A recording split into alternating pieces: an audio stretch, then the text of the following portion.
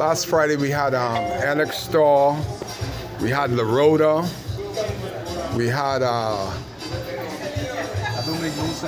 Russell. Fella got the best job in the Bahamas, can't get fired, don't care what he do, how many died. Russell still remains in charge of NEMA.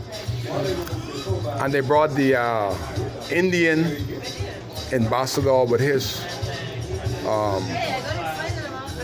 whatever he got along with him, another Indian. And I asked a question, and then the Indian ambassador asked me some question. One of the questions he asked me is, how many people has died during Hurricane Dorian? That the government don't know. He ought to know. He asked me how many people are alive in Abaco. I don't know.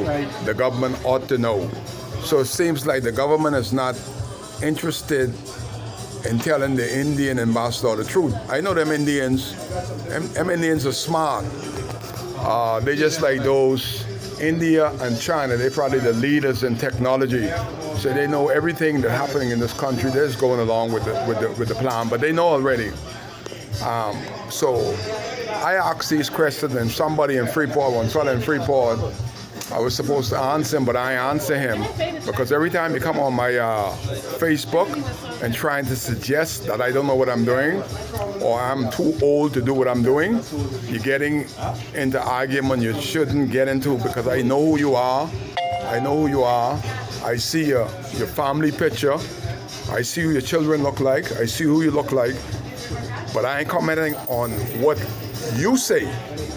So don't comment on what I said. See, you have a video, you go and you come to Abaco and you put the video up. Be brave enough to go in the front of the Indian ambassador that's coming here, not for the PLP government, not for the F&M government. He's coming here to get money and to see where the monies were spent for Abaconians. So I have a right to speak. But watch this. Craig Cornish, the Member of Parliament for North Abaco, where the hurricane shelter is being built, weren't present. John Pinder, another representative that we elected, weren't there. Why Kirk ain't there? Because the international people already know when they hear the name Kirk Cornish. Oh, you're the guy that the government has in court for XYZ. Then okay, where is the John Pinder, the great white hope for the PLP? He's absent. You have about 15 people that didn't went through the hurricane was here with the Indian ambassador. So where's Farah Noble, the chief consular, the chairman of Understand, where this hurricane shelter is being built? Oh, when they hear the name Farah Noble, they can say, oh, we know the name Farah Noble, we can't put it together. Which Farah Noble are you? So the government don't want Farah Noble to be around because they're embarrassed about him. They're embarrassed about Kirk Cornish. But Kai Mills is here to find out, is this hurricane shelter for Abaconians, the Haitians, or just for those ones in Nassau to make some extra money? Because if it was for Abaconians, somebody from Abaco should be present to ask the questions that the Indian ambassador is asking me, that the government refused to tell the Indian ambassador. I could have told the Indian ambassador that under the F&M, $1 million were giving to Darren Henfield, the Minister of Foreign Affairs. 900,000 of that 1 million was spent under the F&M regime, and the foundation was not poor. So it come into question. The PLP came back into power. They know that $900,000 is missing out the million. Who took it? Why wasn't the foundation poor after spending $900,000? The Indians, them, know figures. They're good mathematicians. You can't fool them. So the Indian is gonna come here. And he said, okay, I see what you got there now. You have to bell cost. Is that $1 million in labor and material spent?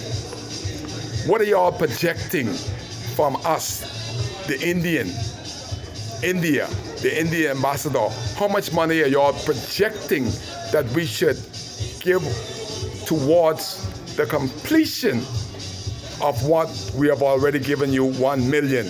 And how will we know that it's going to be spent properly? Because if it's $1 million have already been spent and the foundation is just being poured and the bell cost is just coming up, it's surely going to make more money. But is the money going to Abaco?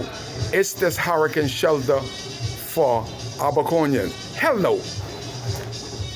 The reason I'm saying that is that nowhere in this world, nowhere in my lifetime has a hurricane shelter been a double story.